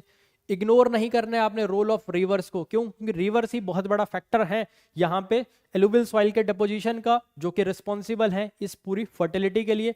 Reverse are primary agent of plain formation and crucial for the water supply transport. Focus only on physical geography, ऐसा नहीं कि सिर्फ physical geography पे focus करना है। The question explicitly ask about the human occupancy, तो human factor को भी आपने कंसीडर करना है, जो कि सोशो इकोनॉमिक फैक्टर है, must be central to the second part of the answer. और जो स्ट्रक्चरिंग की बात कि क्यों पहले रीजंस, पहले आपने वर्ल्ड प्लेन्स में क्या चीजें देखने को मिलती हैं और साथ में रीजंस बताओगे इस ऑक्यूपेंसी के जो आपसे पूछा गया है। तो इसलिए एक प्रॉपर स्ट्रक्चरिंग जरूरी है, तो लैक ऑफ स्ट्रक्चर से आप यहां पे बचोगे। अब क्वेश्चन की तरफ चलते हैं, एक्सप्लेनेशन की तरफ। क्योंकि जो प्लेन एरियाज हैं वो कॉन्स्टिट्यूट करते हैं vast stretch of the flat और gently undulating surface across the globe, ये कॉमन सी चीज है। ये मोस्टली डेंसली पॉपुलेटेड है और इकोनॉमिकली सिग्निफिकेंट है। फिजिकल डिविजन्स है हमारे अर्थ के, जो owing their importance to combination of salient physical feature और जो फेवरेबल फैक्टर्स हैं ह्यूमन ऑक्यूपेंसी को डिराइव करते हैं यहाँ से। अब उन सेलेंट फीचर्स की हम पहले बात करेंगे। प्लेन एरियाज के सबसे पहले आती है टोपोग्राफी। टोपोग्राफी प्लेन्स के अंदर जनरली आपको अंडुलेटिंग सरफेस देखने को मिलता है, कोई ज्यादा चेंज नहीं देखने को मिलेगा, बिल्कुल फ्लैट लैंड देखने को मिलती है। तो ये एक बहुत बड़ा फैक्टर है। They are characterised by the low relief and generally flat surface with gentle slopes. This lacks the roughness, lack of roughness is the defining feature, तो ये एक बहुत बड़ा फैक्टर है। देन उसके बाद formation and the soil fertility. Most significant plains जो हैं वो जनरली एलुवियल प्लेन्स हैं। वो किसके द्वारा बनाए गए हैं? डेपोजिशन ऑफ फाइन सेडिमेंट, जिसमें सिल्ट, सैंड और क्ले देखने को मिलते हैं, जो लार्ज रिवर सिस्टम के द्वारा लाई गई हैं ओवर मिलियन ऑफ ईयर्स, जिसमें कि हम चाहे नाइल डेल्टा की बात करें चाहे हम इंडो गैंगेटिक प्लेन्स की बात करेंगे। This results in exceptionally fertile और डीप सॉइल प्रोफाइल्स देखने को मिल जाएंगी।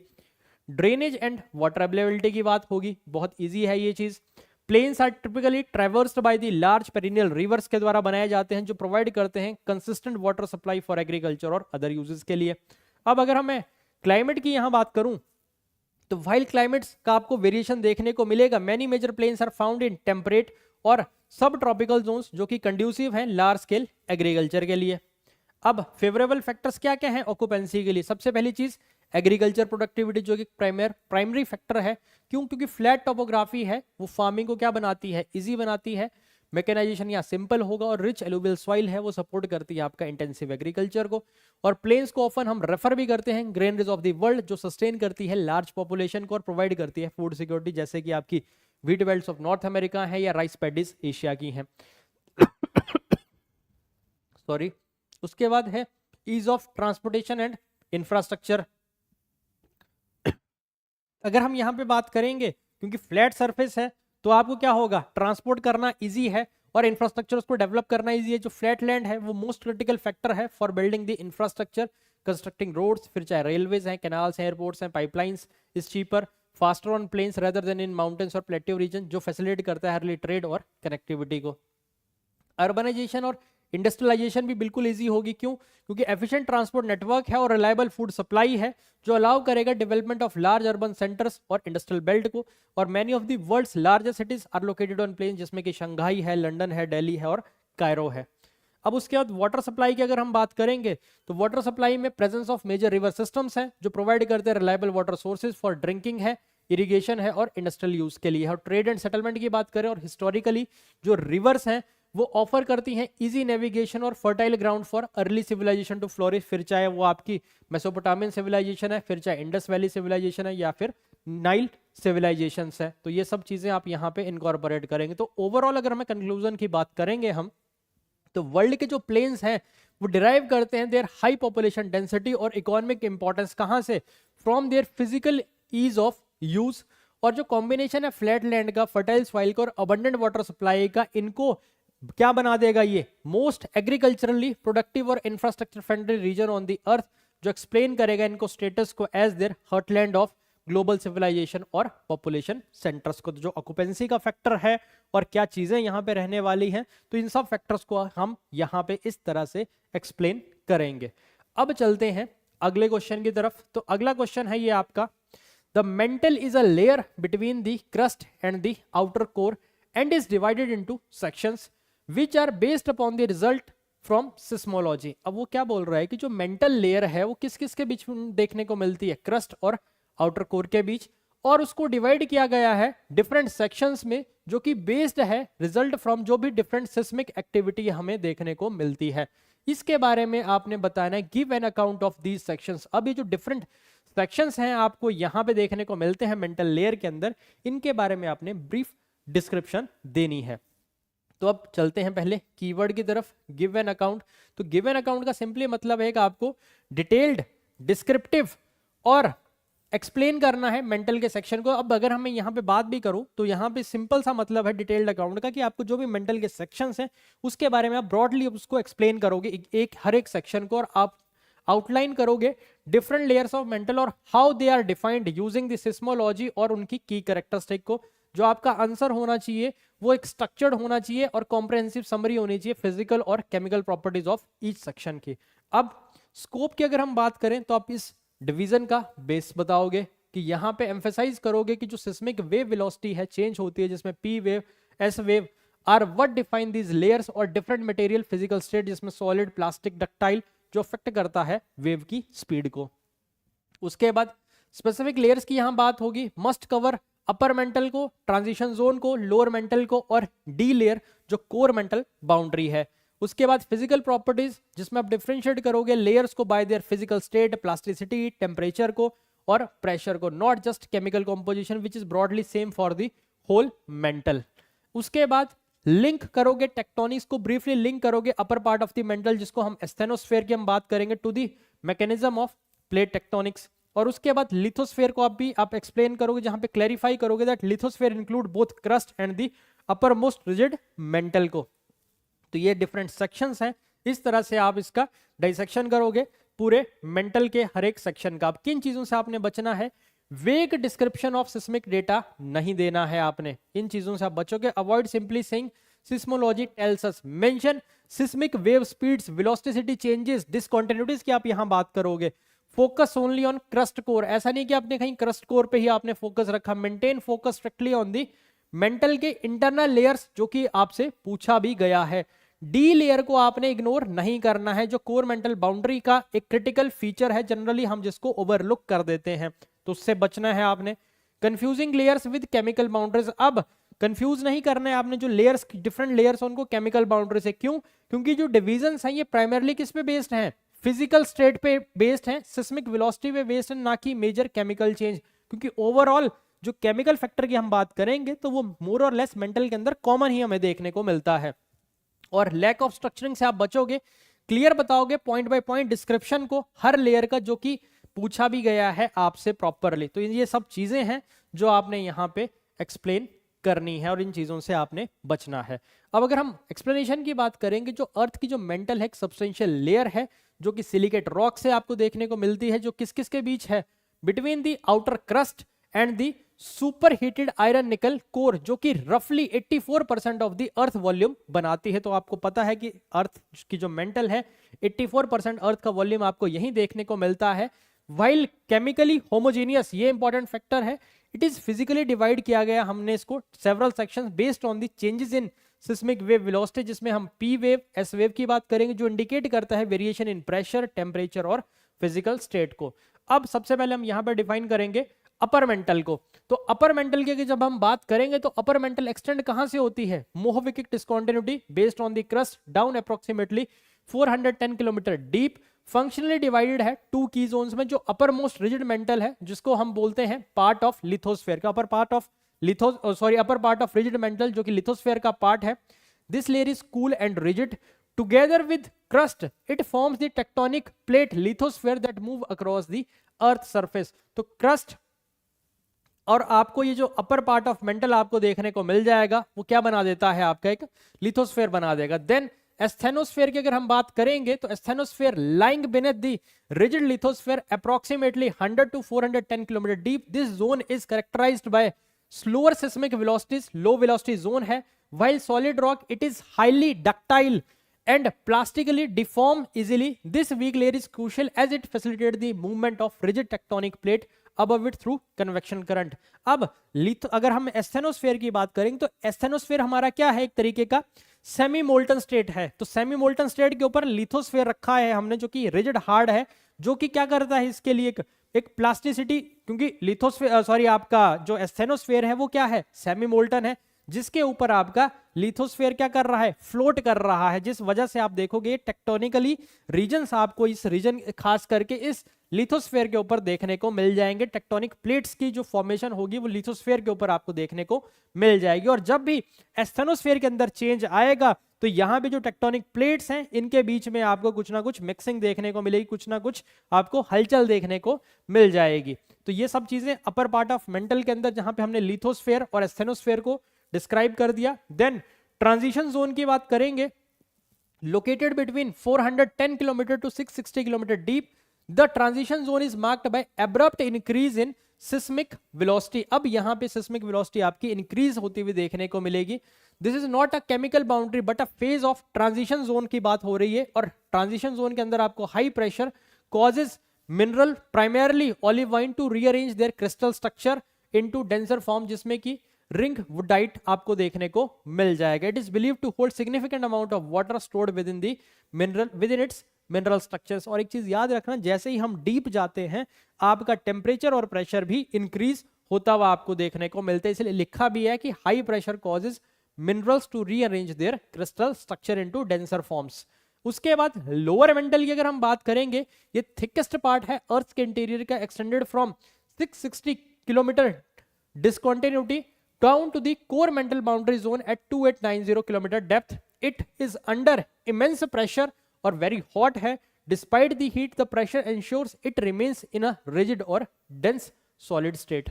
No doubt यहाँ पे आपको काफी ज्यादा टेम्परेचर देखने को मिलेगा, काफी ज्यादा प्रेशर में होती है, पर ये जो प्रेशर है ये इंश्योर करता है कि ये जो फेज है मेंटल का, लोअर मेंटल, जो कि एक डेंस सॉलिड स्टेट के अंदर रहे।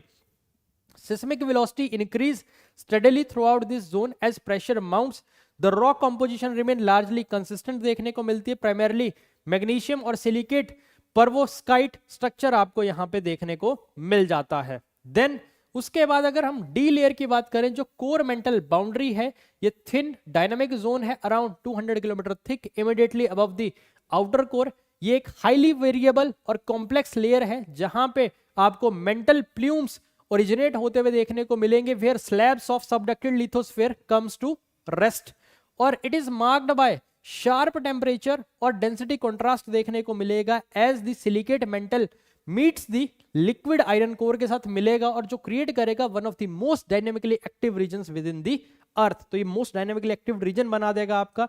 ओवरऑल अगर हम सम अप की बात करेंगे, जो मेंटल का इंटरनल स्ट्रक्चर है is a gradient of pressure और टेम्परेचर इंड्यूस्ड फिजिकल चेंजेस। क्यों? क्योंकि हम बात भी कर रहे हैं मेंटल के अंदर, जैसे जैसे हम डीप जा रहे हैं हमारा टेम्परेचर और प्रेशर जो है वो क्या हो रहा है, इंक्रीज हो रहा है। इस वजह से जो भी आपकी सिस्मिक ऑब्जर्वेशंस हैं वो आप ऑब्जर्व होती हुई देखने को मिलती हैं। किसकी वजह से? प्रेशर और टेम्परेचर इंड्यूस्ड फिजिकल चेंजेस की वजह से, जो कि एक फंडामेंटल ड्राइवर है हमारे प्लेनेट के सरफेस डायनामिक्स का। इसके साथ आप यहाँ पे डायग्राम देखेंगे जहां पे ऊपर क्रस्ट की हमने बात की, ठीक है। देन ये Mohorovicic discontinuity, upper mantle, lower mantle, और ये डी लेयर की हमने यहाँ पे बात कर ली। उसके बाद तो फिर आउटर कोर है। तो ये पूरा एक यहाँ पे डायग्राम के थ्रू आप देख रहे हैं, सेम यही चीज आपको यहाँ पे देखने को मिल जाएगी, जहां पे लिथोस्फेयर क्रस्ट और अपर मेंटल आपको देखने को मिल जाती है। देन आपके बाद स्टेनोस्फेयर है, ट्रांजिशन रीजन, और लोअर मेंटल आपको यहाँ देखने को मिलता है। तो आई होप यहां तक आपको चीजें क्लियर हो गई होंगी कि किस तरह से हमने ज्योग्राफी के क्वेश्चंस को टैकल करना है, क्या चीजें उसके अंदर रहने वाली हैं, और किस तरह से हमने उनको यहाँ पे प्रॉपरली एक स्ट्रक्चर्ड मैनर के अंदर हमने आंसर लिखना है। तो यहाँ पे आके आपका पीसीएस मेंस के जितने भी ज्योग्राफी के क्वेश्चंस हैं उन सबको यहाँ पे कंप्लीट कर दिया गया। इसके पहले इसका एक और पार्ट है, तो आप उसको भी जरूर देखें, आपको वहां से भी कुछ ना कुछ वैल्यूएबल फीडबैक मिलेगा। तो आई होप इस तरह के सेशंस आप तक और आए, तो आप सेशन को लाइक, शेयर, कमेंट, सब्सक्राइब जरूर करें, ताकि आप तक इस तरह के और ज्यादा वैल्यूएबल सेशंस आप लोगों को देखने को मिले। Thank you very much.